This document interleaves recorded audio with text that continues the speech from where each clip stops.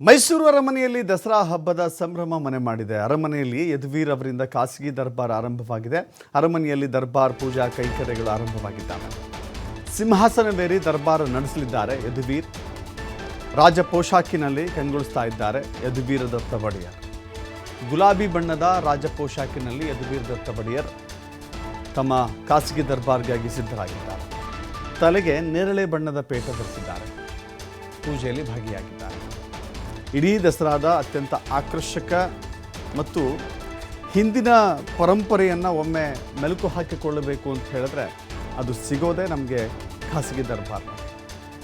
ಈ ಹಿಂದೆ ಖಾಸಗಿ ದರ್ಬಾರ್ ಹೆಂಗೆ ನಡೀತಾ ಇತ್ತು, ರಾಜ ಯಾವ ಪೋಷಾಕಿನಲ್ಲಿರ್ತಾ ಇದ್ದ, ರಾಜನ ಸುತ್ತಮುತ್ತಲೂ ಕೂಡ ಹೇಗಿರ್ತಾ ಇತ್ತು ವಾತಾವರಣ, ರಾಜ ಆ ಸಿಂಹಾಸನಕ್ಕೆ ಹೇಗೆ ನಮಿಸ್ತಾ ಇದ್ದ, ಸಿಂಹಾಸನದಲ್ಲಿ ಹೇಗೆ ಕುಳಿತುಕೊಳ್ತಾ ಇದ್ದರು, ಮಹಾರಾಜರು ಕುಳಿತುಕೊಂಡಾಗ ಸುತ್ತಲೂ ಕೂಡ ಯಾರೆಲ್ಲ ಇರ್ತಾ ಇದ್ದರು. ಒಟ್ಟಿನಲ್ಲಿ ನಮ್ಮ ಇಡೀ ಇತಿಹಾಸವನ್ನು, ರಾಜ ಪರಂಪರೆಯನ್ನು, ಆ ಶ್ರೀಮಂತಿಕೆಯನ್ನು ಕಣ್ಣು ತುಂಬಿಕೊಳ್ಳಲಿಕ್ಕೆ ಅತ್ಯಂತ ಪ್ರಧಾನವಾದದ್ದೇ ಈ ಖಾಸಗಿ ದರ್ಬಾರ್. ತಲತಲಾಂತರಗಳಿಂದಲೂ ಕೂಡ ಮೈಸೂರಿನಲ್ಲಿ ಈ ಖಾಸಗಿ ದರ್ಬಾರ್ ಅಂದರೆ ಸ್ವಾತಂತ್ರ್ಯ ನಂತರದಲ್ಲಿ ಮಾಡಿಕೊಂಡು ಬರಲಾಗ್ತಾ ಇದೆ. ಸ್ವಾತಂತ್ರ್ಯದ ಪೂರ್ವದಲ್ಲಿ ಅದು ರೆಗ್ಯುಲರ್ ಆಗಿ ಪ್ರತಿನಿತ್ಯದ ರೀತಿಯಲ್ಲಿ ನಡೀತಾ ಇತ್ತು. ಈಗ ಖಾಸಗಿ ದರ್ಬಾರ್ಗೆ ಚಾಲನೆಯನ್ನು ನೀಡಲಾಗಿದೆ. ಯದುವೀರ್ ದತ್ತ ಒಡೆಯರ್ ಪೂಜೆಯನ್ನು ಸಲ್ಲಿಸಿದ್ದಾರೆ.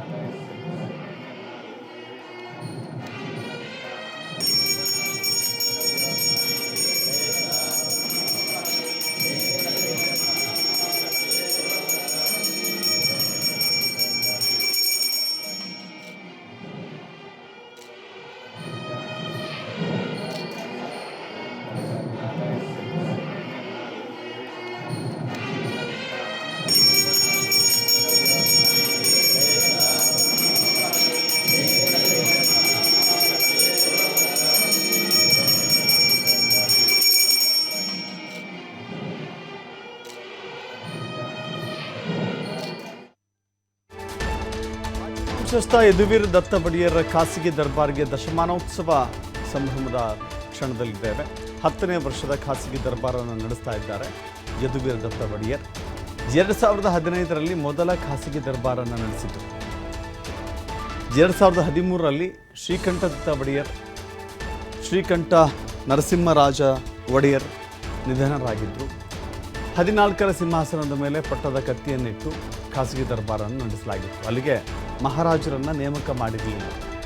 2015ರಲ್ಲಿ ಉತ್ತರಾಧಿಕಾರಿಯಾಗಿ ಯದುವೀರ್ಗೆ ಪಟ್ಟಾಭಿಷೇಕ ನೆರವೇರಲಾಗಿತ್ತು.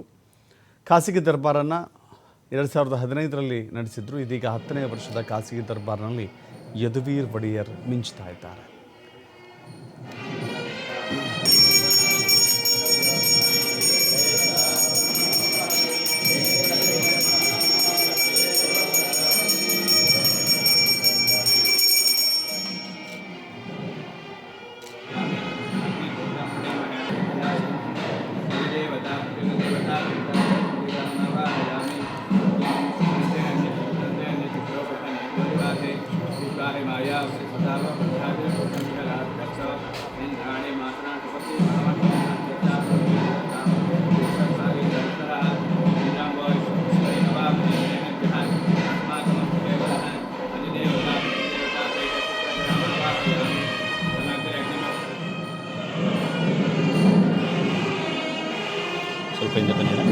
ಸ್ವಲ್ಪ ಹಿಂದೆ ಬನ್ನಿ.